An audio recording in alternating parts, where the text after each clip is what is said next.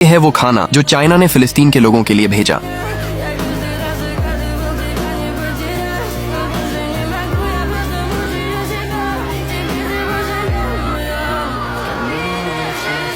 China ने ये खाना तकरीबन 60,000 लोगों के लिए भेजा था, जिसमें फूड्स और मेडिसिन शामिल थी। चाइना ने इस खाने के साथ एक स्टिकर भी लगाया जिसमें लिखा था we wish Chinese friends a happy nation day. अगर आपको इसका मतलब पता है तो कमेंट में जरूर बताना। एक बार आप इस खाने को देखो, किस तरह इस फूड को पैक किया गया और फिर लोगों तक पहुंचाया गया।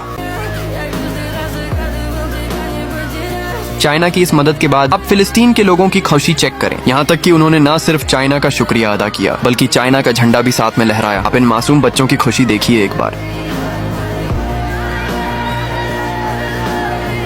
चाइना ने इजराइल को साफ साफ कह दिया है कि वो अपनी मिलिट्री सीरिया और लेबनान से हटा ले। चाइना ने हर मामले में फिलिस्तीन की मदद की है। आपको क्या लगता है, दुनिया का सबसे पावरफुल मुल्क अमेरिका होना चाहिए या चाइना? कमेंट में बताओ।